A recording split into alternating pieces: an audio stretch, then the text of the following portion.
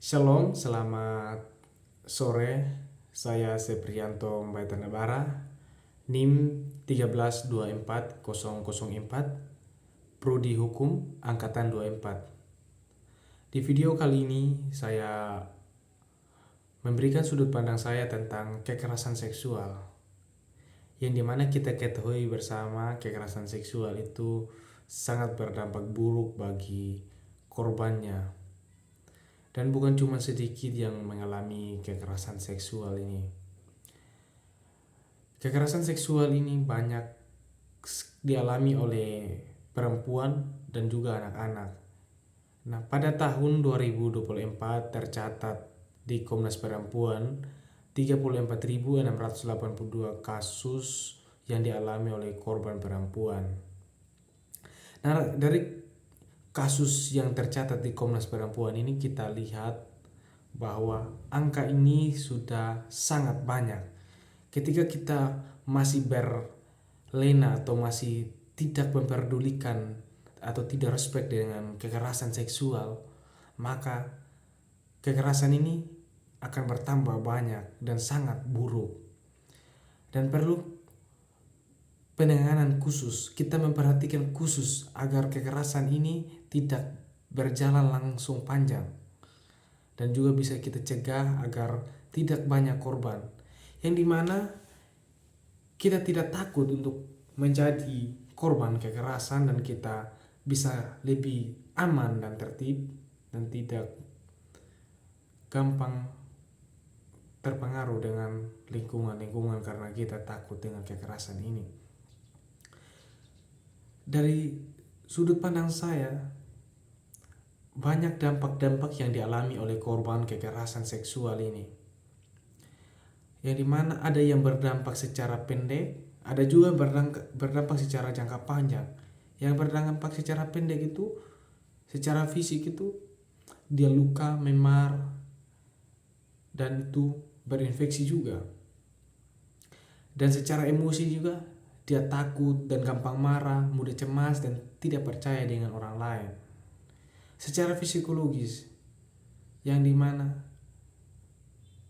secara mentalnya dia takut, tidak percaya, gampang minder karena kurang percaya diri dan juga terganggu dalam pekerjaannya. Bahkan secara mentalnya sudah terganggu karena dia takut dengan hal-hal yang korban kekerasan ini.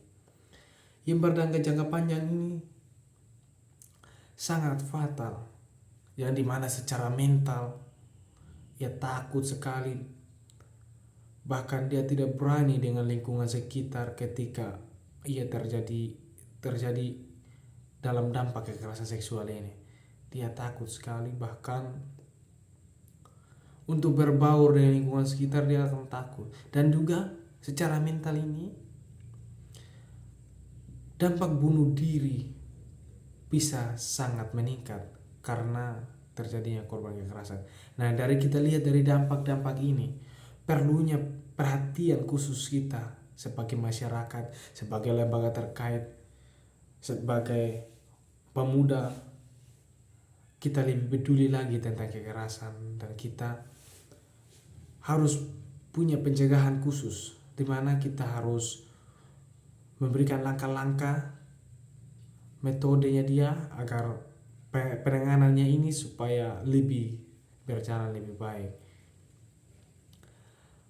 Di mana langkah-langkah yang harus kita lakukan atau upaya yang harus kita lakukan agar proses yang dialami oleh korban ini bisa diproses lebih baik, yang dimana kita mendorong para korban agar bisa melaporkan pelaku ini, agar bisa kita membuktikan dan kita bisa memvisum dan bisa diproses secara hukum.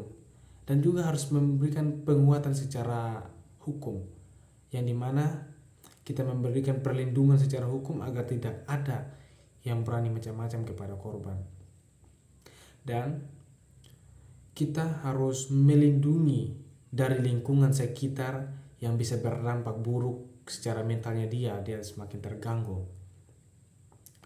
Dan kita memberikan pencegahan agar tidak bisa terjadinya lagi kekerasan, yang dimana pencegahan kita bersosialisasi, memberikan dukungan, memberikan arahan bagaimana terjadinya dampak itu sangat fatal kepada korban itu, yang dimana kita bersosialisasi kepada lingkungan sekitar, sosialisasi kepada masyarakat, agar masyarakat itu lebih tahu betapa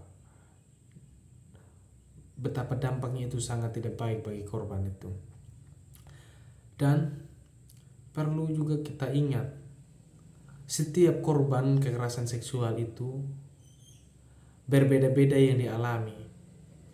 Ada yang proses penyembuhannya sangat susah, bahkan juga ada yang tidak bisa sembuh dari trauma itu karena dia sudah mengalami kekerasan seksual yang sangat ekstrim. Dan saya mengajak semuanya, teman-teman, lingkungan sekitar, lembaga masyarakat, khususnya pemuda-pemudi, kita lebih berespek, lebih peduli tentang kekerasan ini, agar kita bisa menciptakan lingkungan yang aman dan kita tidak takut lagi untuk menjadi korban kekerasan seksual. Ketika dari kita pribadi kita memperdulikan, lebih respek tentang kekerasan, maka kekerasan itu akan lebih ringan atau lebih korbannya lebih sedikit, atau bisa juga kita bisa menghilangkan. Yang penting kita punya sudut pandang itu baik dan kita punya kesadaran. Dan marilah kita menjaga, menciptakan lingkungan aman agar bisa hidup bebas tanpa terjadinya kekerasan seksual. Sekian dari pendapat saya dengan sudut pandang saya. Saya tutup video ini. Shalom, selamat sore. Saya Seprianto Betanbara mengucapkan terima kasih.